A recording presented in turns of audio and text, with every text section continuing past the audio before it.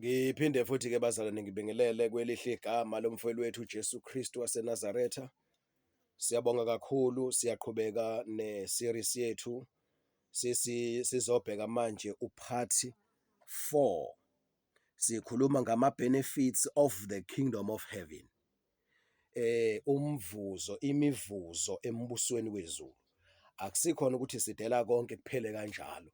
Akusikho ukuthi silahlekelwa izinto ezinhle zalelizwe, ezobukhasikazi balelizwe, eziwudumo zalelizwe, ezi-honor lelizwe bese kuphela kanjalo. So silahlekelwa izinto zalelizwe ngoba sifuna ukuba nesikhathi noNkulunkulu wethu, sifuna ukuba nesikhathi nezwi likaBaba uNkulunkulu, sifuna ukulenza siliphile izwi likaNkulunkulu uBaba wethu osezulwini, sifuna ukuyenza intando kaBaba uNkulunkulu ngemfundiso ngama-commands kaJesu Kristu. Uthi uJesu ongithandayo ugcina imiyalo yami.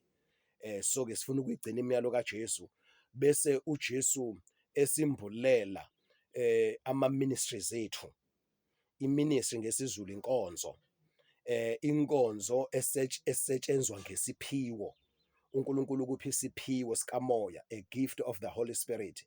Then mase sisebenza leso siphiwo siba ususenza practical, usebenzisa leso siphiwo, then ukusebenza kwakho ngaleso siphiwo kuba i-service, kuba i-ministry, kuba inkonzo kwabanye bazalwane.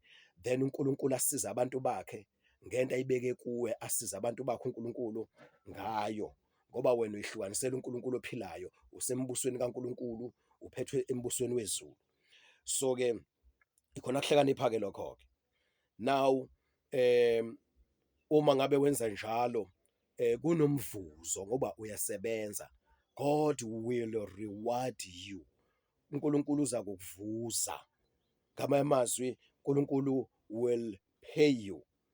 uNkulunkulu will honor you. Ikhona lento bazalwane. Ukuthi ikanjani i-reward, injani, ibukeka kanjani asazi. But let us take the word of God as it is, ukuthi God will reward us. And uJesu lona osho lokho.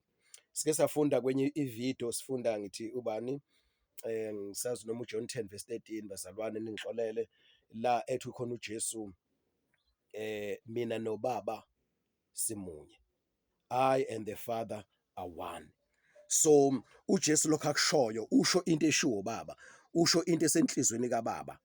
Ningixolele mangikhothaba lelo verse bazalwane sengikhohliwe, kodwa nje kalapho uJesu ethi I and the Father are one.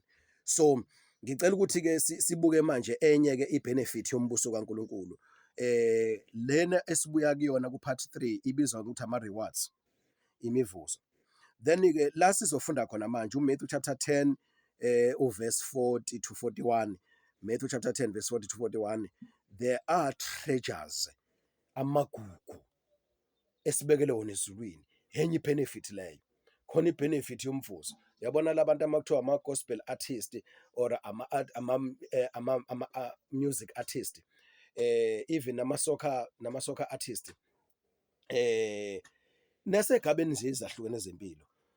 Abantu ekusebenzeni kwabo njengoba ngilinganisile nje ngama-business people, ukuthi emhlabeni khona izinto zama-rewards.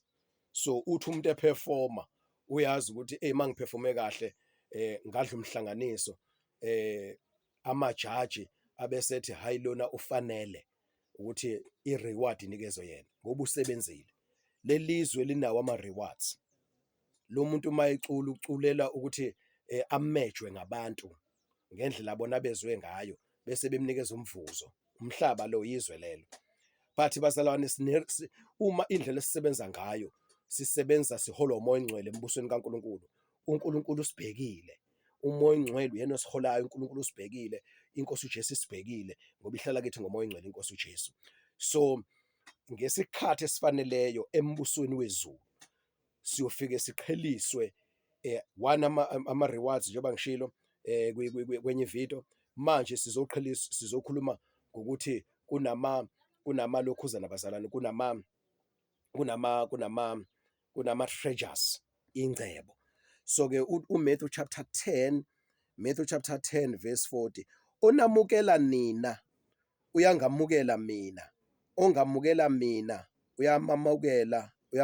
uyamamukela ongithumileyo. Verse 41.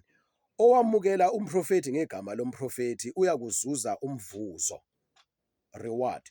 womprofeti, nowamukela olungileyo ngegama lolungileyo uyakuzuza umvuzo olungileyo. Now bese sifunda uMatthew chapter 6 verse 1 and 2. Matthew chapter 6 verse 1 to 2. Kepha qaphelani ningenzi ukulunga kwenu phambi kwabantu ukuba nibonwe yibo.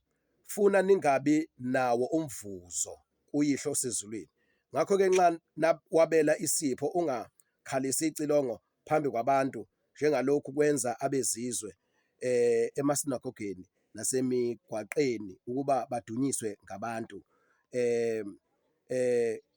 Ukuba badunyiswe ngabantu. Ngiqinisile ngithi kini sebewamukele umvuzo wabo. NgesiNgisi uMatthew chapter bani, Matthew chapter 6 verse 1 and 2. Okay. So be careful not to do your good deeds publicly to be seen by men, otherwise you will have no reward prepared and awaiting you with your Father who is in heaven. So whenever you give to the poor and do acts of kindness, do not blow a trumpet before you or to advertise it as the hypocrites do, like actors acting out a role in the synagogue and in the streets, so that they may be honored and recognized and praised by men.